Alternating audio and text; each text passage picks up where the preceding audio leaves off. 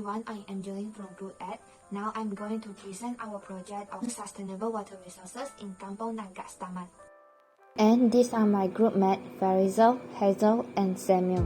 For the introduction, a sustainable water resources is a flow of water that keep water available and high quality for the duration of current climate. The resources must be used sustainably by saving waters and recycling wastewater for purpose without wasting it.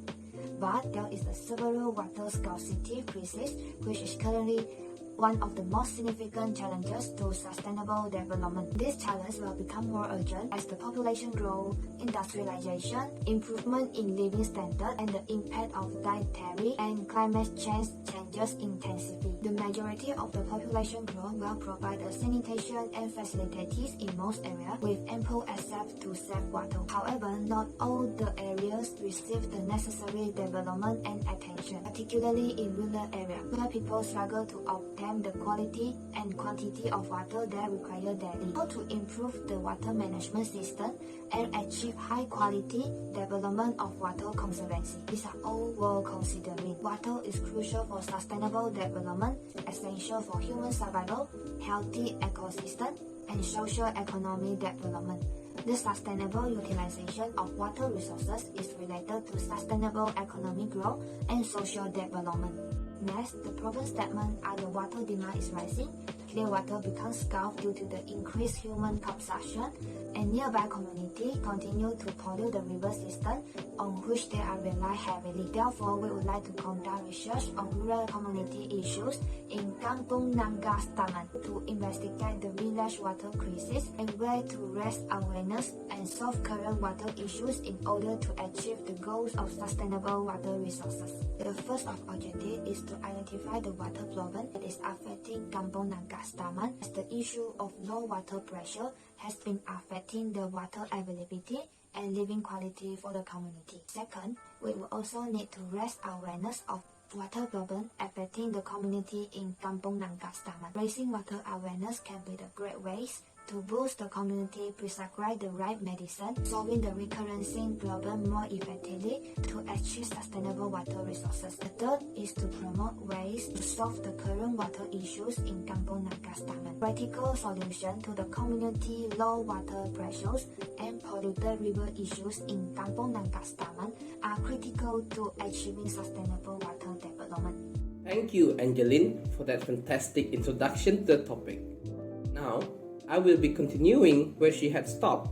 My name is Samuel Justin and I will be the second presenter. Numerous literatures have touched on sustainable water resources, but I have narrowed it down to only two for our proposal. I find these two pieces of literature befitting our study on sustainable water resources because they mention the primary causes that would eventually lead countries to prioritize the matter, and also steps that these countries can do to achieve that particular goal. According to Azhar, in his journal article titled Managing Malaysian Water Resources Development, nations will fight for the right to use various water resources due to increased birth rate, rapidly expanding economy, advancement of technologies, and urbanism. His big words mean that countries worldwide will face a severe depletion in their available clean water resources. But according to Ahmad et al., this issue is avoidable through campaigns and institution building activities that will raise awareness of water management initiatives. It means there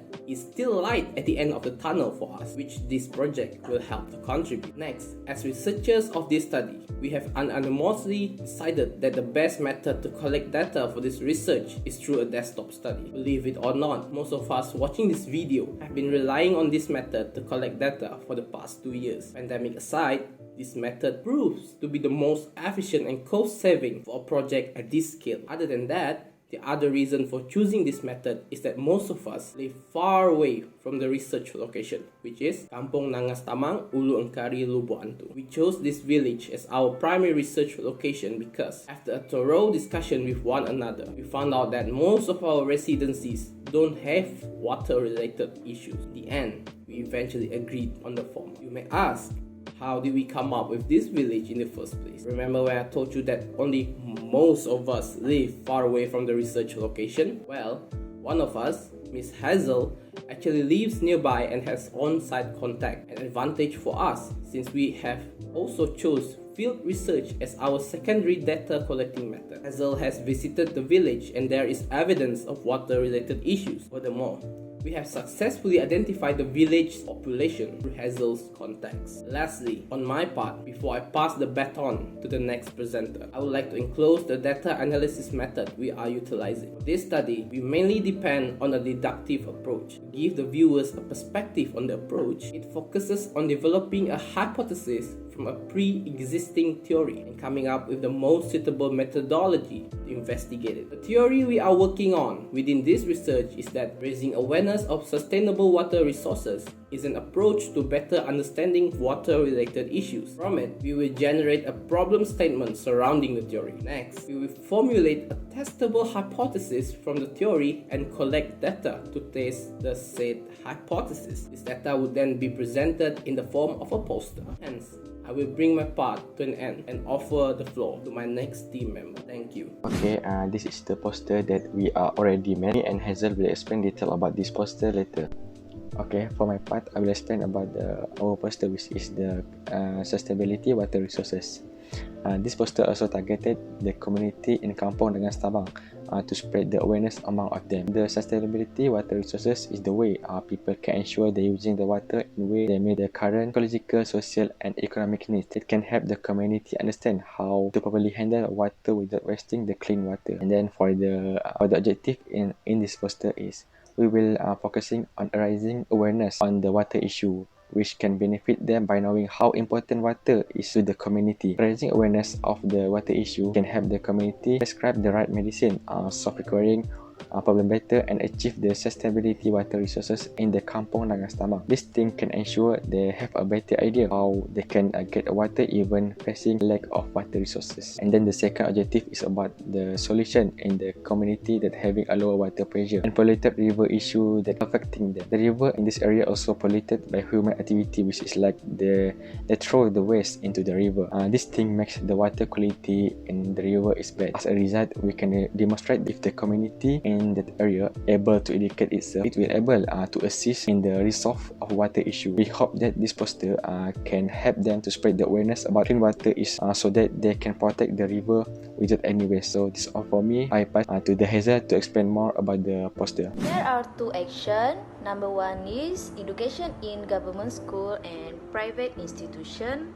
Number two, media social. For education in government school and institution, the researcher will underline the importance of early education in government-owned school and private institution regarding the importance of maintaining sustainable water resources. Early childhood education is crucial in children's lives since it is at this time that they learn to interact with their environment, including classmates, teachers, and parents, as well as develop interests that will endure throughout their life.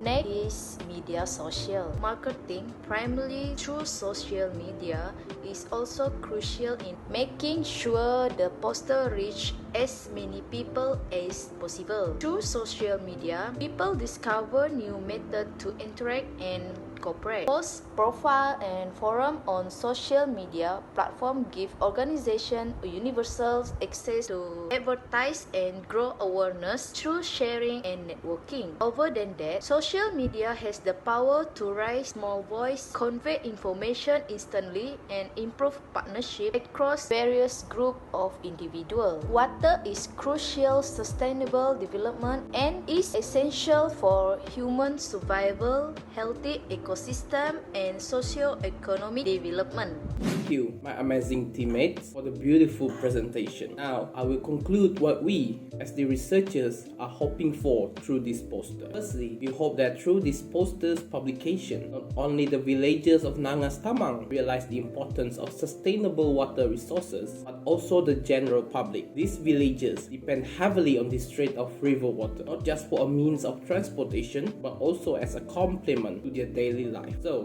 If anything were to happen, it would be putting a dent into their regular everyday life. Last but not least, we hope this poster will be one of many that will urge both the government and NGOs to ensure the goal of sustainable water resources is achievable. There is only so much a community can do, but with the help of these entities, the process will be much faster. That's all from us. Thank you for stopping by.